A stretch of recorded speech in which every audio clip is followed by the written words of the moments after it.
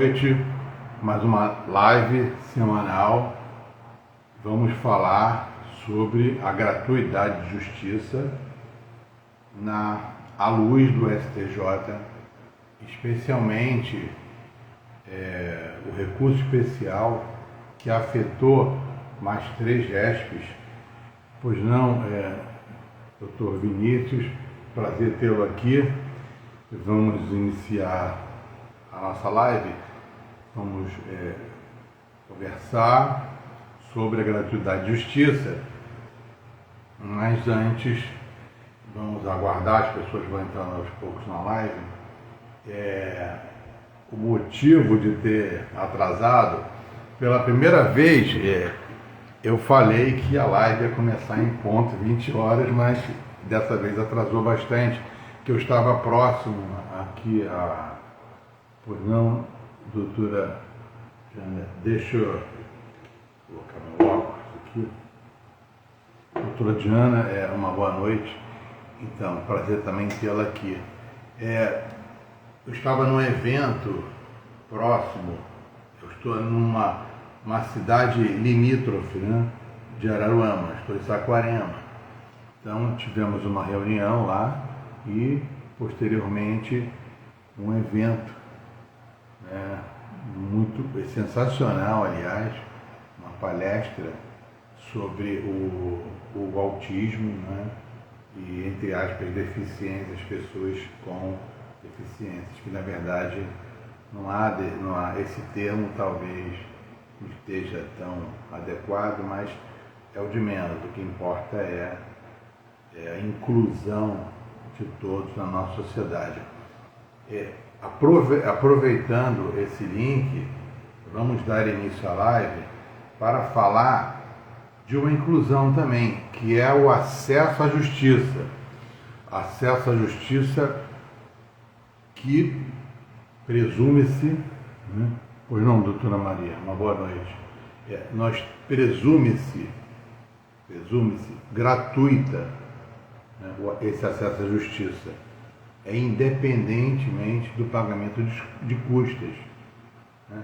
Isso obsta, né, o pagamento das custas e o emolumentos, a taxa judiciária e despesas, a princípio obsta o acesso à justiça.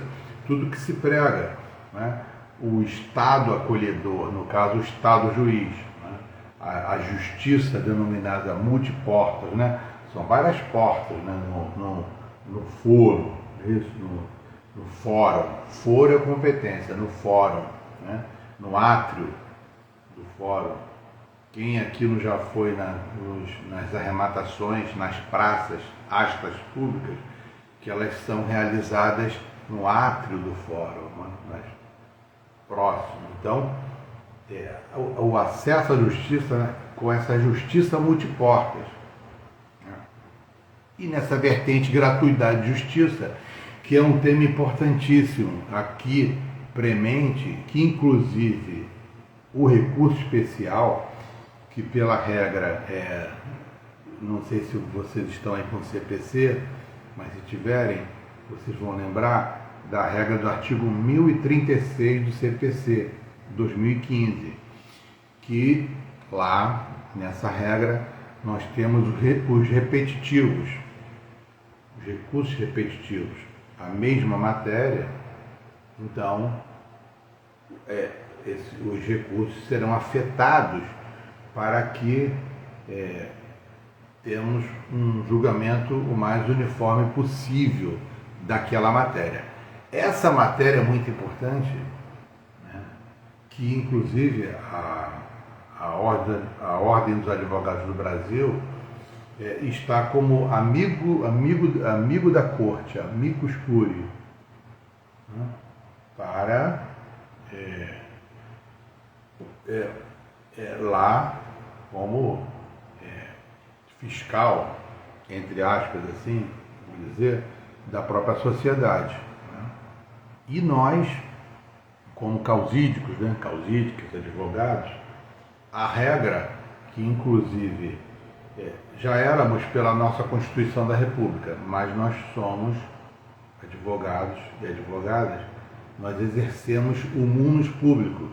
A lei do Estatuto da Advocacia foi alterada para que incluísse o causídico e a causídica como que exerce o munus público. Nesse sentido, a OAB participa como amicus curiae, né? Recentemente foi proferida a decisão para que os recursos fiquem afetados pelo RESP. Então, o RESP que afetou é o RESP 1.988.686 aqui do Rio de Janeiro. Ele afetou mais 3 recursos. Tá? Eu coloquei aqui no feed, mas se vocês quiserem anotar, de toda forma eu vou colocar aqui, ó, gratuidade e justiça à luz do STJ. Isso. Tema fixado aqui da live. Então vamos prosseguir. Então, a atenção em relação a isso. Depois vocês não precisam ficar tão atentos, né, na live. Tanta atenção, mas eu peço atenção só para acompanhar esse raciocínio. Então, o RESP, 1.988.686 do Rio de Janeiro, afetou mais 3 recursos. 1.988.687, 1.988.697, 697 e 1.988.686 também no Rio de Janeiro, né? A regra da afetação é a regra do artigo 1036 do CPC 2015, que são os repetitivos, correto? Então, o que acontece? Olha a minha preocupação, a nossa preocupação em relação a isso, né? Inicialmente, aqueles que me acompanham aqui, a maioria, né, está sempre aqui nas lives, e essa live vai ficar gravada, eu falo muito de juízo de valor, ou seja, o intérprete da norma, seja ela princípio, seja ela regra, não importa, é a norma jurídica, não pode, não pode exercer juízo de valor. Esse juízo a valor, juízo axiológico, juízo de valor. O princípio como norma, ele é fechado, ou seja, se aquela interpretação coube ali, naquele princípio constitucional, aquele é aplicado. Então nós temos o princípio do acesso à justiça, o princípio, né, de que a justiça, né, seja ela multiportas, seja ela o acesso garantido à justiça, independente do pagamento de custos, né? Bom, eu tenho lá a regra infraconstitucional do CPC 2015, que é a regra do artigo 98 e 99, parágrafo 2º. Correto? É isso mesmo, 98, 99, parágrafo 2º. Certo? Então, o juízo, ao receber aquela petição inicial, não é isso? Né? Protocolou o princípio da propositura, ele recebe, o Estado juiz recebe a petição inicial, né? E profere, pela teoria da substanciação, não é isso? Ele profere o despacho, chamado despacho liminar positivo. Por que liminar? Porque o juiz não analisou a princípio se as partes são legítimas, objeto, né? As condições da ação, né? Na verdade, seriam condições da demanda, né? Para a teoria geral do processo, porque não é a ação, é a demanda, que são demandantes, não é? São demandantes, né? Os jurisdicionários, aquele direito subjetivo, né? Corporificado na petição inicial. Pois não, doutor Dan, uma boa noite, prazer tê-lo aqui também. Então, na sequência, o princípio da propositura protocolou, né, o juízo ao longo do procedimento, né, hoje já não se fala mais processo e procedimento, né? Os estudiosos do processo já dizem que é uma coisa só. Walter, ainda prefiro o processo e procedimento, né? É a parte externa. Estava conversando com um colega hoje, né? Grande Causídio, que está aqui na live, do Vinícius, de que exatamente o que se quer com a tutela jurisdicional, o mérito, né? Eu estudei ainda muito o Código de 73, que não tinha ainda a primazia do mérito, né? Então, o que se quer, o que o jurisdicionado quer, o que nós queremos, não é? As pretensões, não, as pessoas, o homem médio, ele quer o mérito, ele quer a satisfação da sua pretensão, é isso? Por isso, a primazia do mérito, né? Já falei aqui que o italiano chamado Liebman esteve no Brasil, morou aqui 6 anos, e ele dizia o seguinte: se o processo for extinto, na verdade eu entendo que não seria vicioso, mas é um pleonasmo. Se eu extingo o processo é porque eu não analisei o mérito. Extinguir o processo sem exame de mérito, né? Isso seria lá no CPC 73, tinha muito isso. Então, não importa o que está acontecendo ali. Então, o Liebman entendia que o Estado juiz não prestou jurisdição, porque ele não analisou o mérito, exatamente o que nós conversamos hoje, né, lá na OAB aqui de Araruama com o doutor Vinícius. Conversamos sobre isso. Exatamente isso. Nós temos que nos preocupar mais com o mérito. Isso que as pessoas querem. O processo esteve por muito tempo, processo em uma redoma, como se os institutos do direito, né, do ordenamento jurídico, não existisse, só o processo. Eu não posso analisar o processo somente processo. Eu tenho que analisar o processo à luz do ordenamento jurídico, não é isso? Qual o tema da live? A gratuidade de justiça à luz do STJ, Superior Tribunal de Justiça, né? Seria a gratuidade de justiça à luz do ordenamento jurídico. Por quê? O STJ, né, que interpreta as normas infraconstitucionais, em regra, né, a interpretação do STJ, um tribunal superior. Então, nesse sentido, o STJ à luz do ordenamento jurídico, do nosso ordenamento jurídico. Então, é necessário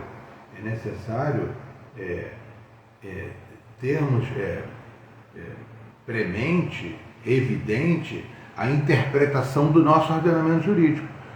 Por isso, a gratuidade de justiça à luz do ordenamento jurídico, né? Principalmente à luz da Constituição da República.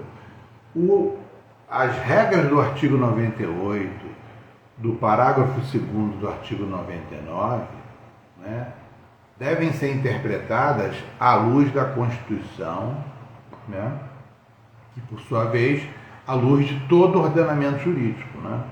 Não vamos entrar na discussão se o Estado teve início na Constituição de 88, que há discussão sobre isso, ou anterior, com as novas constituições, as constituições anteriores. Vamos partir desse parâmetro, né, do parâmetro de que iniciamos à luz da Constituição da República de 88. Então a interpretação é ali. Eu tenho lá princípios e regras, que são normas jurídicas. Não há que se falar em ponderação de valor.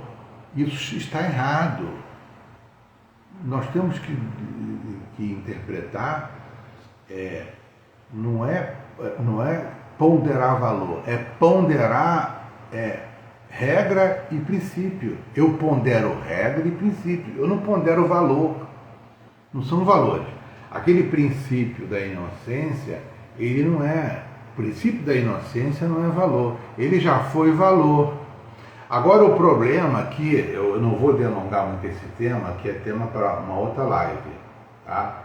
Mas não saiam daí não, esperem aí. Ponderação, eu falei hoje também com uma colega lá também na OAB de Araruama, sobre também uma professora, de que, eu não sei se ela está aqui, ainda está aqui, ou esteve, né? Bom, a ponderação,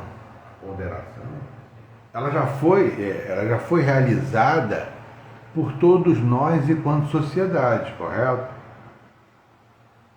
Já foi. Por quê? Eu tenho lá o fato, né, o fato social, e eu tenho valor, e depois eu tenho a regra e o princípio. A regra e o princípio, né? Lembra, professor Miguel Reale? Professor Miguel Reale, pai? Fato, valor e norma? Então, nós temos que interpretar, não adianta interpretar o direito de uma forma de apenas um diploma legal, só o CPC. Eu tenho que fazer uma interpretação de tudo, da teoria geral do direito, teoria geral do processo, porque, do contrário, eu entendo que vamos ficar dessa forma. Vocês já remaram um barco contra a maré? Já nadaram no mar contra a corrente? O que acontece? Né? A princípio, né? A princípio, é claro, você está se exercitando. É igual numa esteira ergométrica, não é isso? Você está se exercitando. Só que, em regra, você está naquele mesmo lugar. Está se exercitando, não é isso? Então, se continuarmos assim, é como se fora remando, né, contra a maré, nadando, ou numa esteira ergométrica. Nós precisamos avançar. Nós não podemos ainda, nós temos interpretações da década de 50, lá que o professor Alberto Bobbio interpretava, na teoria do ordenamento jurídico do professor Alberto Bobbio. Né? Então vamos avançar. Eu não posso pensar, vamos aqui seguir no tema da live. Eu não posso falar em repetitivo. E esse recurso repetitivo, eu não posso, esses repetitivos, a regra do artigo 1036, ela não pode ser aplicada antes de aplicar o princípio de que todos tenham acesso à justiça e à gratuidade de justiça. Não é isso? Não quer dizer que o princípio é maior que a regra ou a regra é menor ou maior que o princípio. Né? Nós podemos ponderar a regra também. Ponderar princípio. É mais complicado ainda. Aí, não sei se está aqui. É um livro bem fininho, não está aqui. Não, aqui não está não. Vou mostrar para você. Não sei se vocês já leram do professor Humberto Ávila, A Teoria dos Princípios. Está aqui não. Bom, vamos lá, vamos seguir. É a Teoria dos Princípios do professor Humberto Ávila. Se alguém quiser anotar, esse livro, essa obra, na Alemanha, né, o brasileiro, né, Humberto Ávila, foi tido como a teoria do direito, lá na Alemanha. Então, ele dizia muito da ponderação, né, da regra também, não só do princípio, da regra. Mas não é valor, não valor. Não pode ser valor. Por que não pode ser valor? Vê se vocês compreendam isso. Porque se eu ponderar regra e ponderar princípio, eu não vou ter, eu vou deixar de aplicar o princípio da segurança jurídica e o princípio da confiança legítima. Esse veio do direito alemão, o princípio da confiança legítima. Quem estuda o direito do consumidor, né, vai verificar isso. Né? Eu tenho lá o princípio da confiança legítima. Não é? Então, como falei, o princípio ele é fechado. Eu tenho que aplicar o princípio da segurança jurídica. Não é? Então eu não posso deixar de aplicar, ou aplicar porque eu quis aplicar. Eu, intérprete, eu não posso aplicar, eu aplico o princípio porque eu ponderei, eu resolvi. Não, porque eu tenho lá o livre convencimento. O livre convencimento seria princípio? Eu entendo que não é princípio. O livre convencimento, eu tenho um livre convencimento motivado. Claro que tem. Todas as decisões devem ser fundamentadas à luz da regra do artigo 489 do CPC. Tem que, sob pena de nulidade, eu tenho que interpretar. Não é? Eu tenho, está lá no CPC, eu tenho que interpretar todas as causas de pedir devem ser enfrentadas. Já falei isso aqui. Quem enfrentou esse tema, eu não vi outro até hoje, foi o ministro Marco Aurélio, aposentado do STF, no julgamento do processo mais antigo, que eu acredito que foi 250 anos, o da Princesa Isabel, no Rio de Janeiro, lá onde é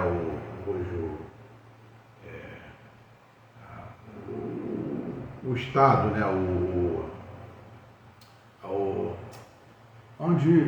do governador do Rio de Janeiro, lá a Princesa Isabel, que morou lá, né, a família, transitou em julgado. O ministro Marco Aurélio, no voto vencido, eu comentei aqui, no voto vencido, ele disse isso.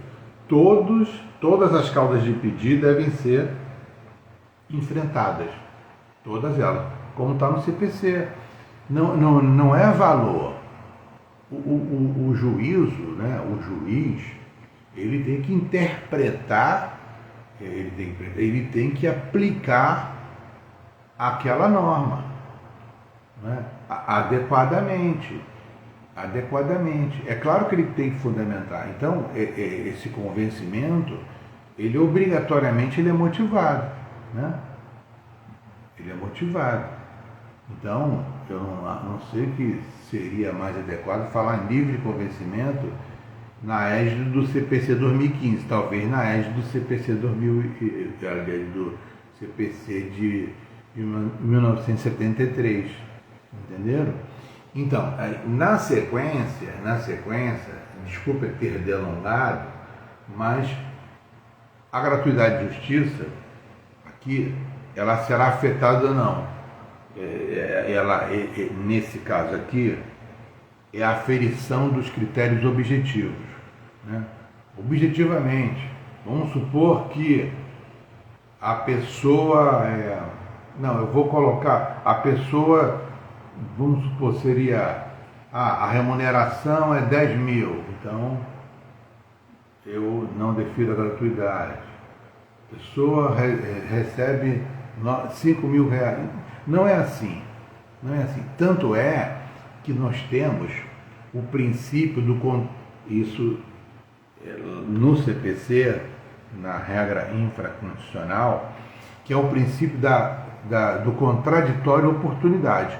O juízo não pode indeferir antes de ouvir outra parte. É preciso ter a oportunidade, é o contraditório oportunidade. É muito importante esse princípio. Então, é necessário aplicar esse princípio. Por isso que eu digo que ele é fechado. Eu tenho o princípio do contraditório oportunidade. Eu não posso indeferir sem dar oportunidade. Né? Eu tenho lá... Bom, aí... Vamos lá. Olha como é que fica a dificuldade.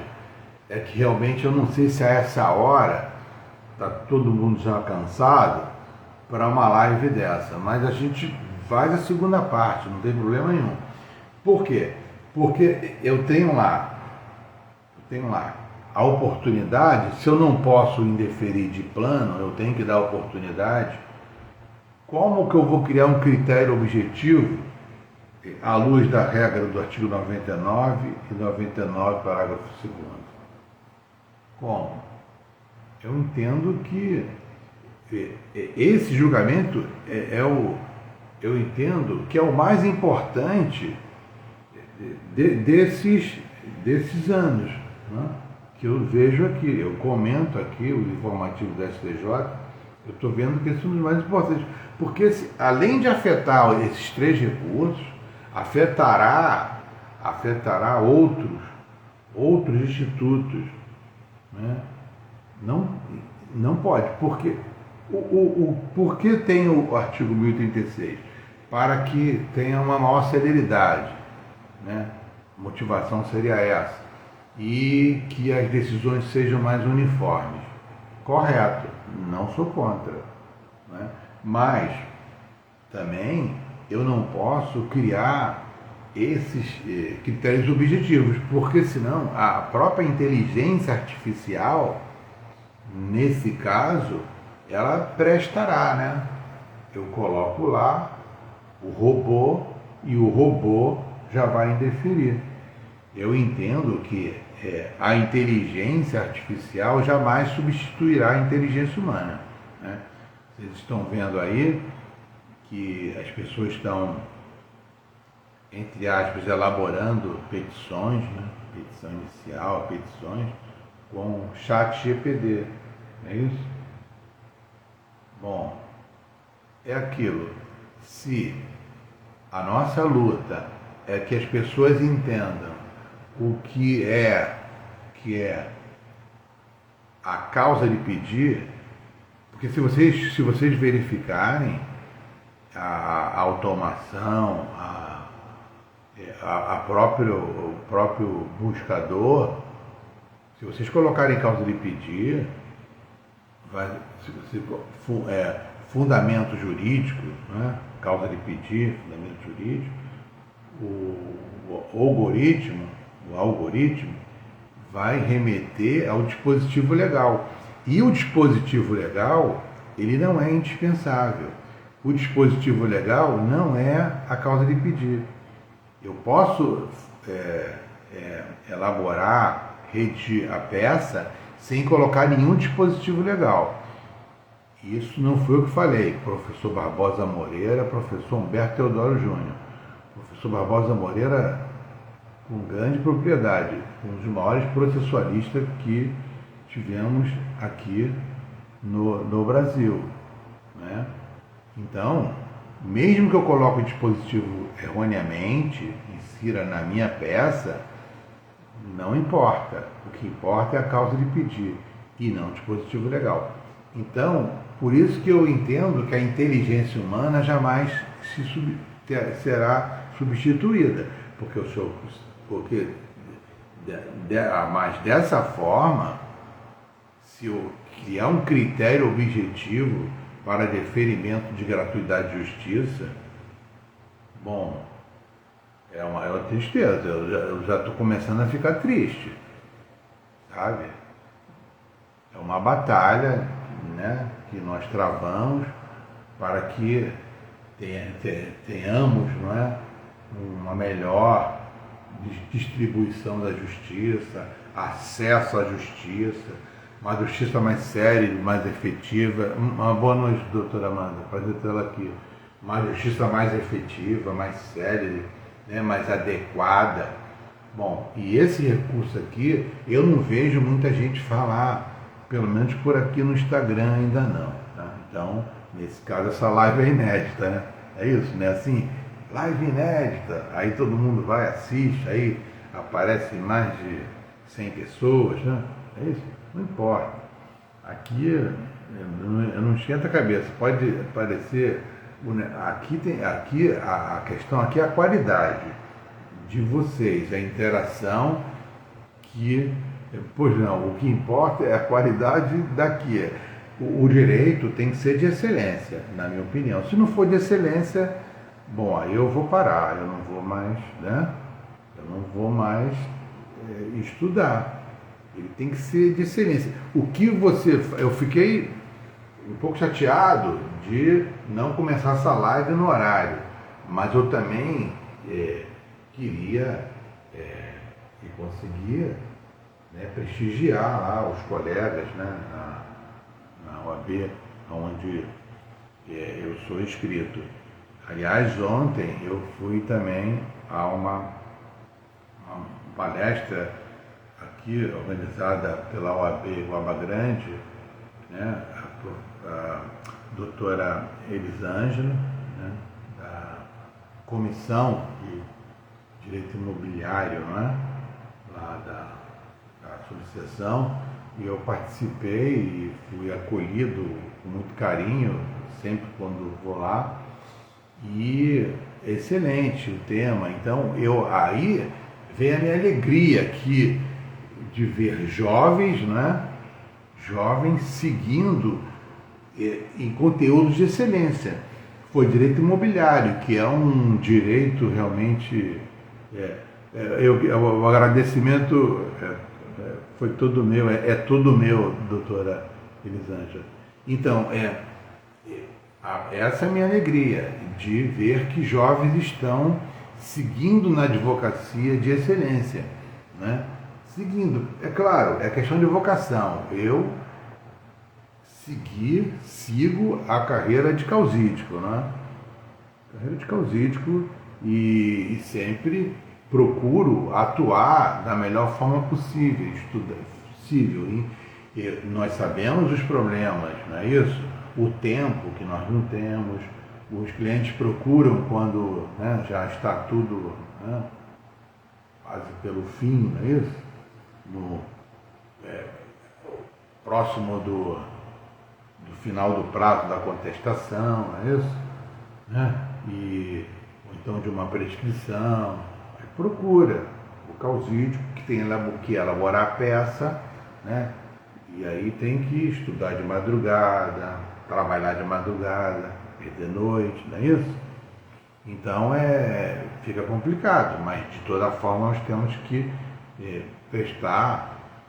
atuar numa advocacia de excelência. Então não adianta, as pessoas falam aqui, não, o Instagram não precisa, basta, não importa. Precisa sim, porque o perfil aqui, normalmente, são estudiosos do direito, não é isso? É claro que as pessoas que também da sociedade, que o direito é para todos. Eu divido o direito e a justiça, né? Direito e justiça é a ciência do direito e a filosofia do direito. Direito como ciência, nós temos lá as regras, pois não, Tavares, advogados, uma boa noite. Então, nós temos que aplicar as regras dos princípios, nós não podemos mais falar na sequência de que o direito é bom senso. O direito não é bom senso. Professor Tepedino, salvo engano, muitos anos, falou isso. O direito não tem bom senso, mas não tem meio. Aí, a sequência, eu não sei se o entendimento do professor Tepelina ainda é, o meu é esse. O direito não tem bom senso.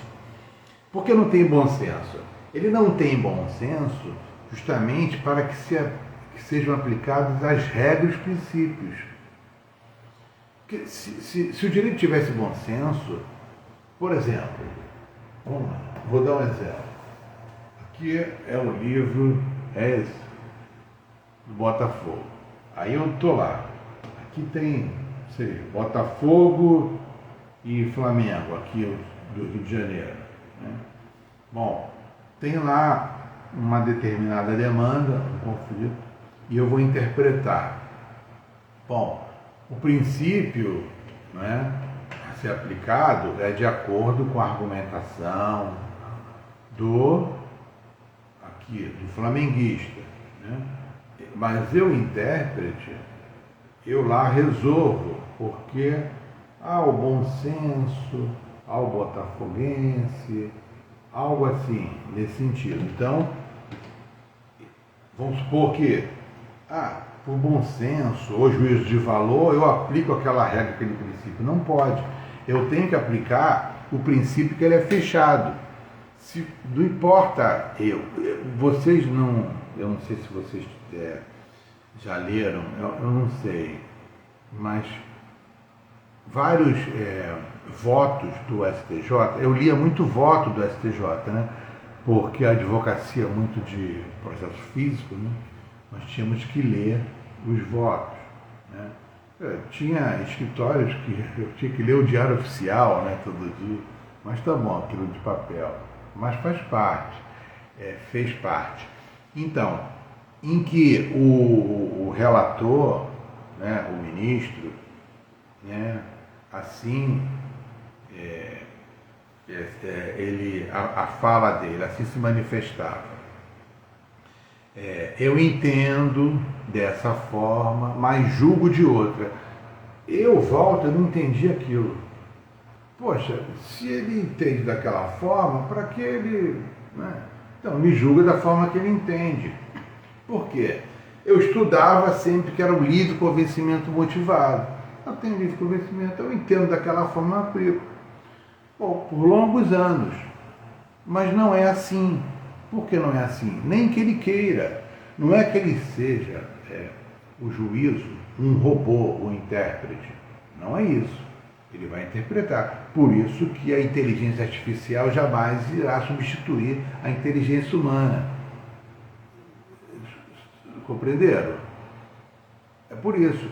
Mas é por isso que o direito não é bom senso. Por que não é bom senso? Porque o direito é uma ciência. Nós temos a ciência. Já foram realizados diversos estudos para chegarmos à conclusão que estamos conversando aqui. É isso? Por isso que nós somos advogados, nós temos capacidade postulatória técnica. Né? Inclusive, exercemos o munus público, que a regra que alterou, como falei no início da live, alterou o Estatuto da Advocacia. O advogado exerce no munus público. Alterou em função da própria Constituição, que é o suporte de validade do Estatuto da Advocacia, né? Que por sua vez é o ordenamento jurídico. Então, a interpretação é toda essa. Por isso que eu falo que o ordenamento jurídico é um novelo de lã, porque ele é perfeito, não existe conflito. Não há conflito de normas, porque a norma não é a regra no princípio, né? A norma é a interpretação, que chega-se à regra e o princípio, né? Então eu tenho a regra, né? A regra-lei e o princípio, e a norma jurídica, que é a interpretação, que é interpretada à luz do ordenamento jurídico. Por isso que as pessoas falam conflito aparente de normas. Não é necessário, porque não existe isso. Pois não, doutor Tasso. Boa noite, prazer tê-lo aqui. Então, aliás, grande botafoguense. Estava falando aqui do nosso Botafogo, dando um exemplo. Aí o doutor apareceu. Legal. E isso é a conexão, né? Fala do Botafogo, o colega temos prazer de tê-lo aqui na nossa sala virtual, né? Que é a nossa sala, né? É a mesma coisa. O ordenamento jurídico, eu já falei aqui, do direito digital, né? Então é o direito digital, não há que se falar separado, né? Cibernética, internet. É o direito digital, que é um instituto pertencente ao nosso ordenamento jurídico. É dessa forma. Por isso, eu entendo que essa questão aqui da gratuidade de justiça afetará pela regra do artigo 1036, de toda forma afetará esses 3 restos que eu falei, né? Correto, afetará. Agora, se for provido no sentido de aplicar um critério objetivo na hora de aferir o benefício da gratuidade de justiça, né? Bom, é bem complicado. Eu estou triste, já estou ficando triste em relação a isso, né? Por quê? Porque se eu falo em justiça multiportas, né? As mediações, se eu falo em mediação, né? Se eu falo em conciliação, né? Se eu falo em advocacia extrajudicial, para que eu não provoque a jurisdição pela demora da prestação jurisdicional, que nós sabemos, e será mais efetivo com a advocacia, no caso extrajudicial, é isso? Ou então até aquela composição que nós temos na justiça multiportas, não é? Que os foros, né? Fórum é aquela localidade, o foro, a competência, antes de provocar a jurisdição, eu posso compor aquele conflito, no caso material. Aquele conflito material eu posso compor, que é a justiça multiportas, né? Se estamos pregando isso, mas por um lado, agora por outro lado, eu não posso obstar por esse critério objetivo o acesso à justiça. Eu não posso obstar. Não há como, porque existe o princípio do acesso à justiça. E isso, tudo que obste esse acesso, eu entendo que não caberá ao STJ essa questão de proferir esse entendimento, né? Interpretar a norma em relação a ferir o critério objetivo. Eu posso, né, ser um profissional, né, pelo juízo de valor, pelo juízo de valor que tem uma remuneração, né, acima do homem médio, que é o parâmetro brasileiro, e por isso eu vou indeferir pelo critério objetivo a gratuidade de justiça. Não, porque no caso concreto, né, eu, pelo princípio do acesso à justiça, a pessoa, né, o jurisdicionado, né, o que tem o poder, né, o poder de provocar a jurisdição, é o poder que o Estado, o juiz, tem o dever de prestar a jurisdição.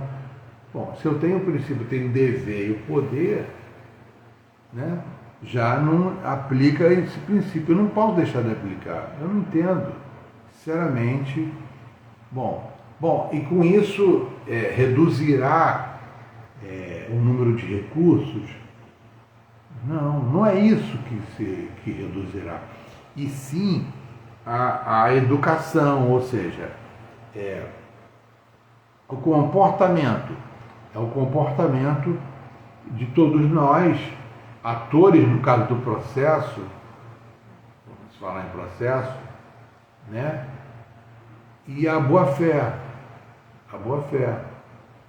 Aliás, um amigo, o professor Marcos Faria, que escreveu sobre lealdade processual, fala muito bem sobre isso, né? Que a boa-fé, de cooperar, é o princípio da cooperação. Nós temos que cooperar um com o outro, né? Então, se eu estou falando a verdade, que eu sou hipossuficiente, presume-se pela lealdade, pela boa-fé, né? Boa-fé que eu, no caso, o jurisdicionado, né? No caso, a quem eu estou postulando, né?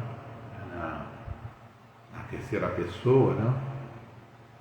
Nós causídicos, né? Na terceira pessoa, eu postulo, eu advogado, postulo aquele direito, né? E na causa de pedir, o jurisdicionado afirma que são verdadeiros. Essa é a causa de pedir. Então, se eu afirmo que sou hipossuficiente economicamente para arcar com as custas e a taxa judiciária e eu não posso arcar a despesa do processo, né? Eu até entendo que se o juízo dá a oportunidade do pretendente, do demandante se manifestar, né? Normalmente pedem imposto de renda, né? Declaração do imposto de renda, as contas correntes, né? Os extratos bancários, para dar essa oportunidade, que é o contrário da oportunidade, antes de indeferir a gratuidade de justiça. Agora, esse critério vai indeferir, né? Vai indeferir porque há o critério objetivo. Será desse jeito? Então, o ordenamento, o processo estará prejudicado em sua interpretação, né, de forma harmônica, de forma dialogada, né? Não é diálogo.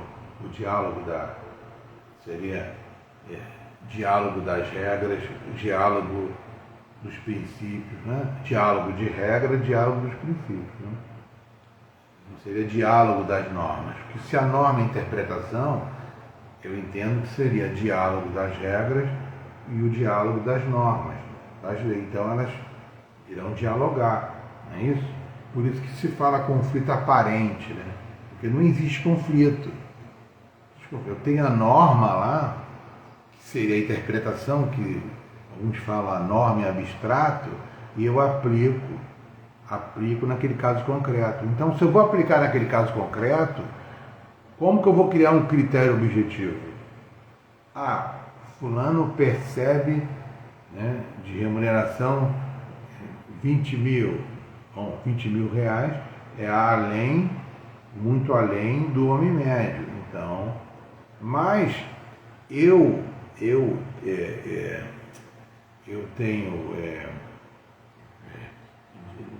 dívidas, né, que superam os 20, vamos supor, 100 mil.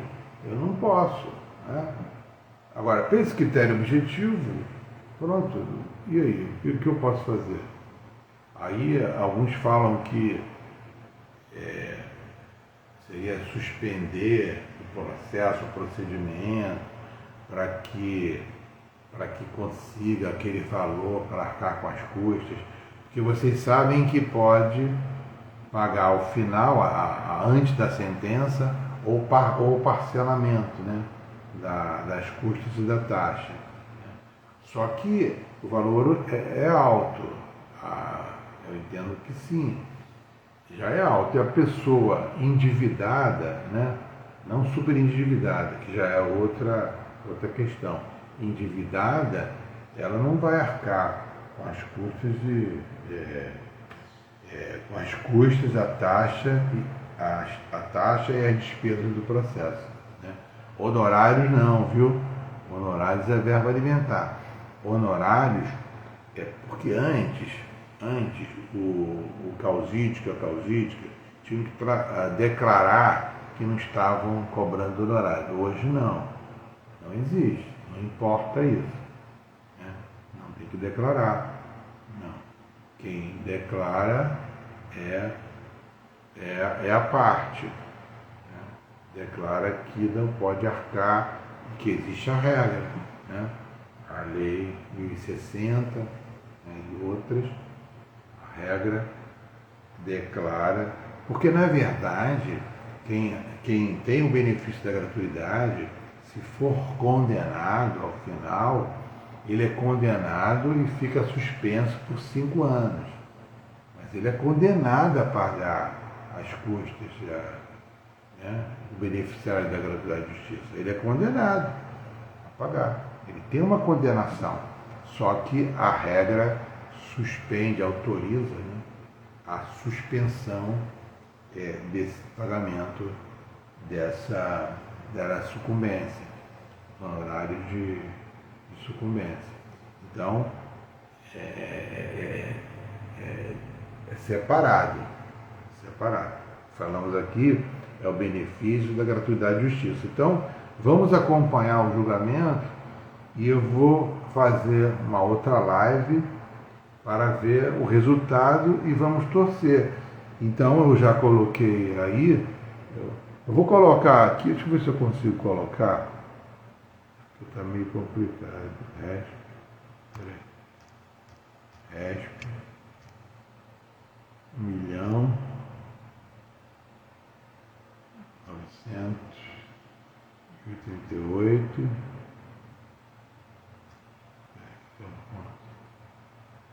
É 1.988.686 do Rio de Janeiro.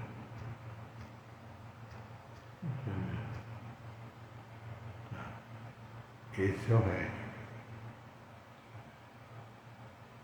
Aí quem quiser tirar um print, aí se fizer esse favor, aí nós vamos continuar estudando esse RESP, que irá afetar os outros 3 RESPs. Mas aí eu coloquei aqui no feed, tem tudo aqui, tá? Eu vou colocar novamente. Então vamos continuar estudando e ver esse julgamento, que é importantíssimo para toda a sociedade, nós como causídicos. E ninguém está falando nisso. Eu não vi ainda, mas temos que falar, temos que nos movimentar. A OAB está com o amigos curiae, amigos da corte, né? Como já falei, para intervir em relação a isso, tá? Então, alguém quer fazer alguma colocação? Tem alguma dúvida? Se alguém tem alguma dúvida, aí eu quero que fizer alguma colocação.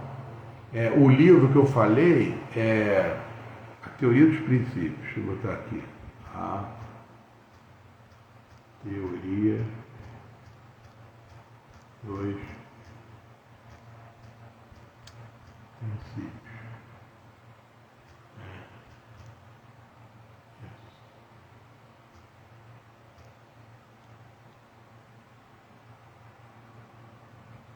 Os princípios, anotaram aí? É o professor Humberto Ávila. Eu não sei se esse livro está esgotado, sinceramente.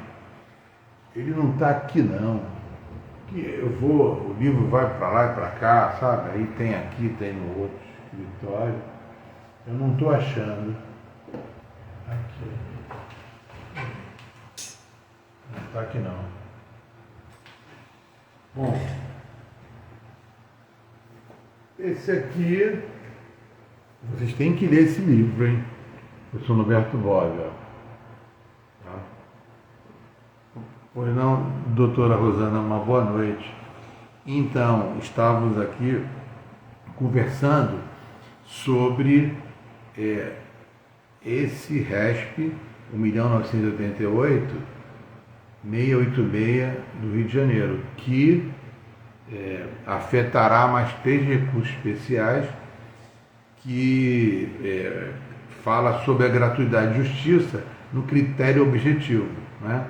Para quem, doutora Rosana, doutor Tasso, que chegaram, doutor Elisângela, chegaram por agora, né?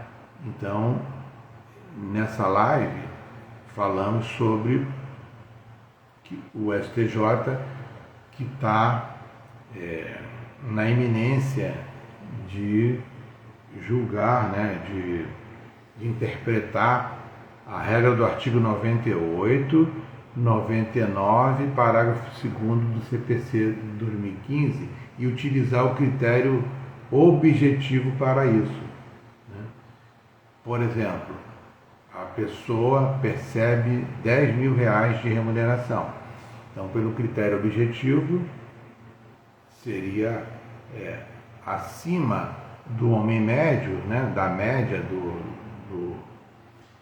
da população, então não teria direito à gratuidade de justiça. Mas teríamos que ver, é claro, o caso concreto e o contraditório oportunidade, que é justamente o princípio do contraditório oportunidade. Teremos que ouvir, né, para o indeferimento da gratuidade de justiça, do benefício da gratuidade de justiça, teremos que, primeiro, dar oportunidade para o demandante, quem postulou o benefício da gratuidade de justiça, né?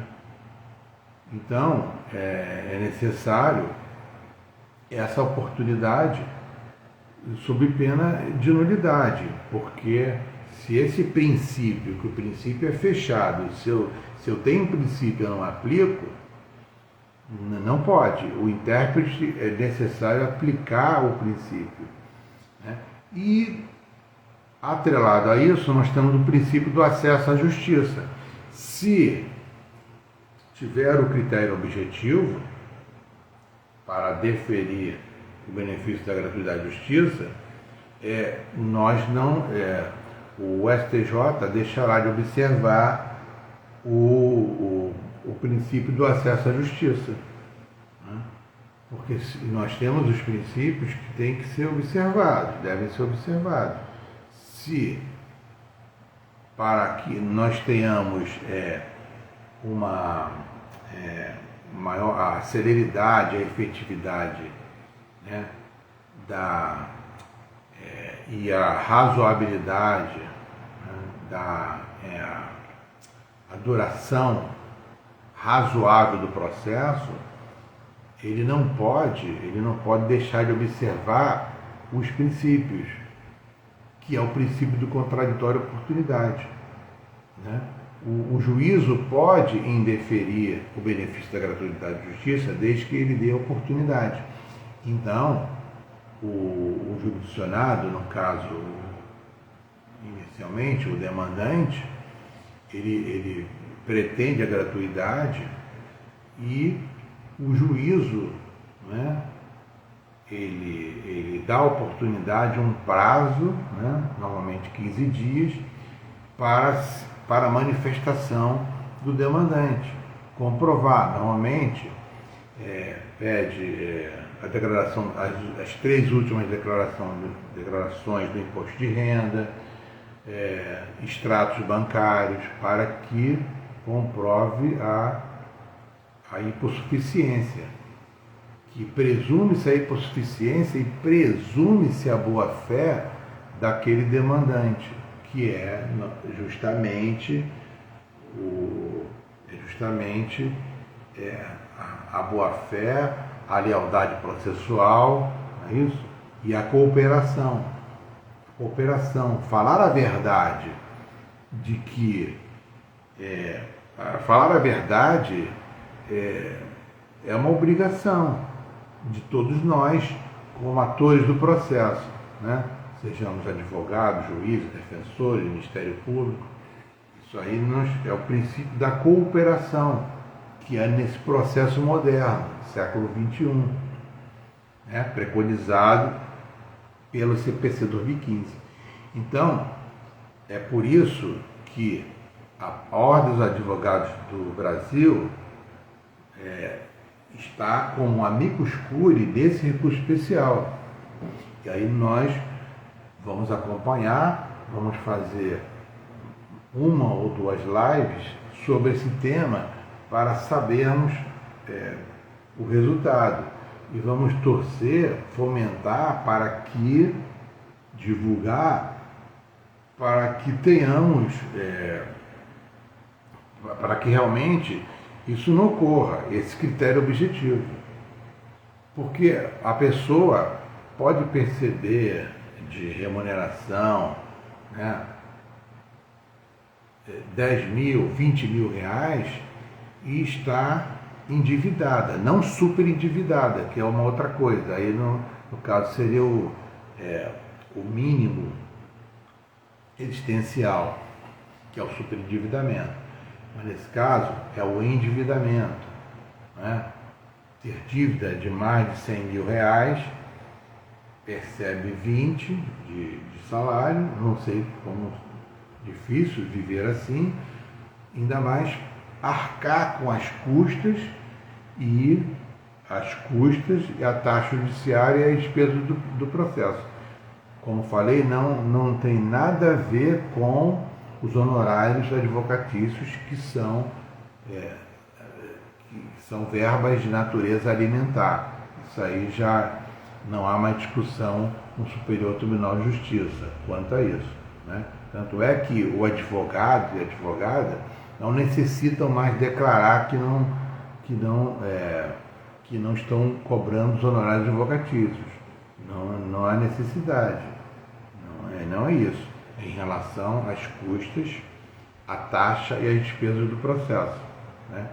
Que é justamente a regra do artigo 98, 99, parágrafo 2º do CPC. Bom, eu acho que vocês estão cansados, eu também, né? Todos nós aqui, né? Aliás, eu já falei aqui, vou repetir, tivemos um evento na OAB aqui de Araruama, né? Região dos Lagos, sobre o autismo, né? As pessoas chamadas de deficientes, né? Que na verdade o termo, ao que parece, não é tão adequado, né? Mas que foi fantástico, né? A interação na Ordem dos Advogados do Brasil, a qual eu pertenço, e eu sou muito acolhido e muito carinho de todos lá.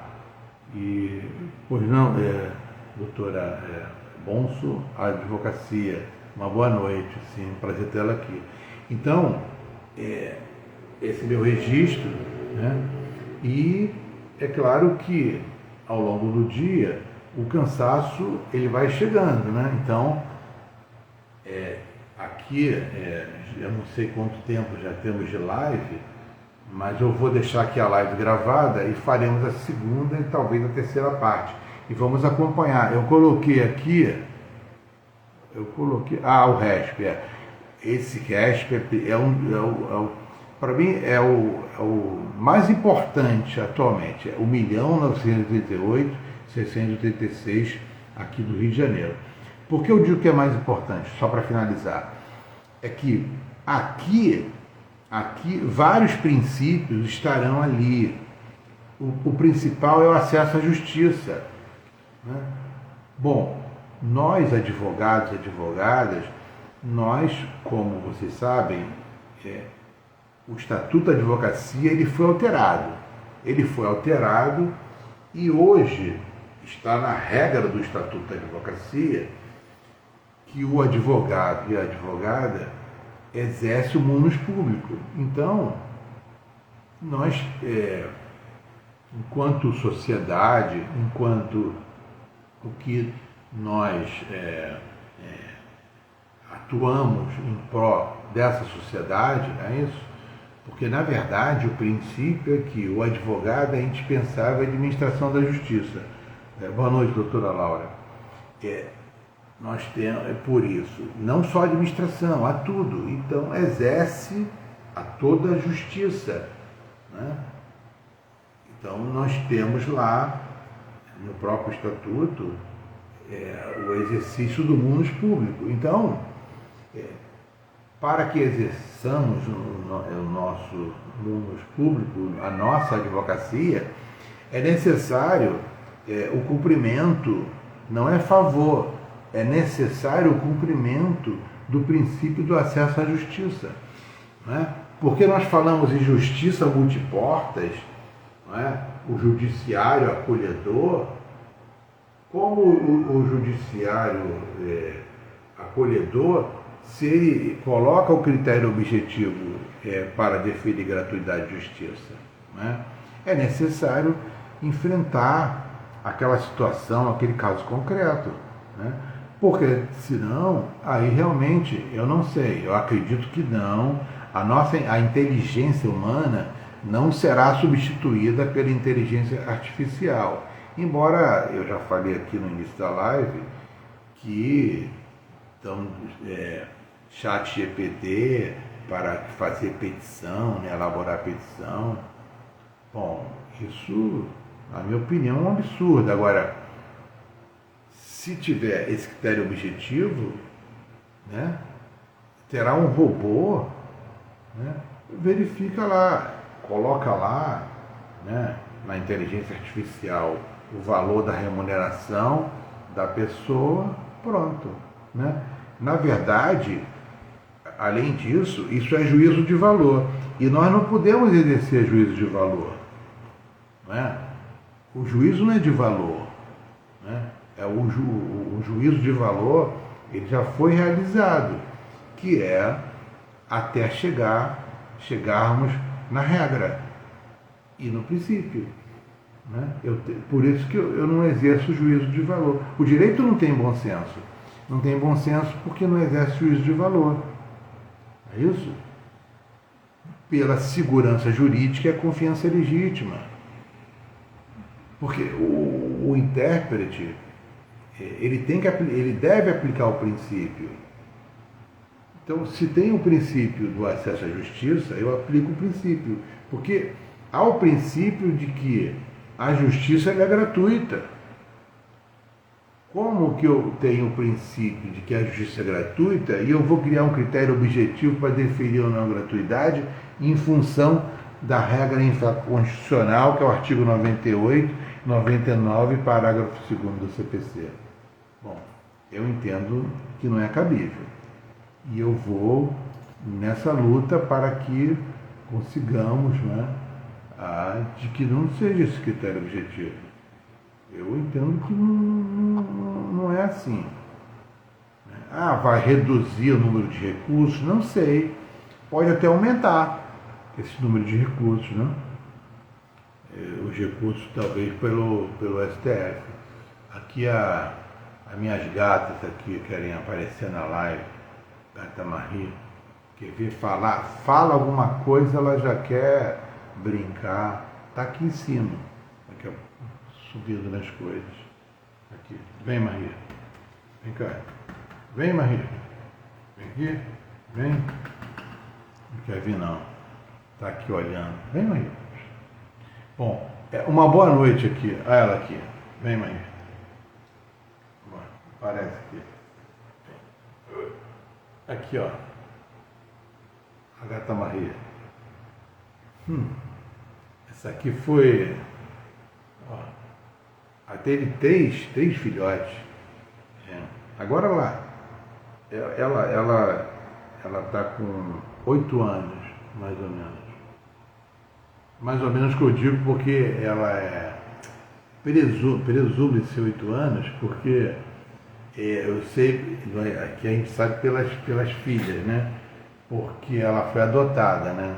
Na verdade, ela me adotou.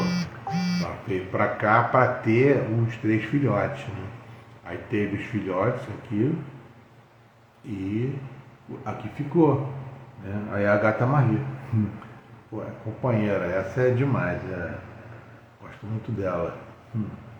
Maria, ela quer aparecer, basta falar alguma coisa que ela quer vir aqui. Bom, uma boa noite a todos. Eu vou deixar aqui a live gravada e muito obrigado a quem me acompanhou até aqui, quem esteve aqui e quem estará,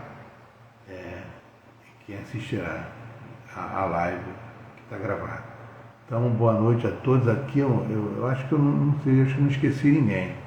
Se eu esqueci de alguém, bom, estejam cumprimentados, viu? O livro que eu falei aqui é Teoria dos Princípios, do professor Humberto Ávila. Esse livro ele deve ser lido. Teoria dos Princípios. É um livro bem fininho, não é difícil. Agora, ele é fino, ele não está aqui, mas ele é muito fininho, ele é muito bom de ler, assim.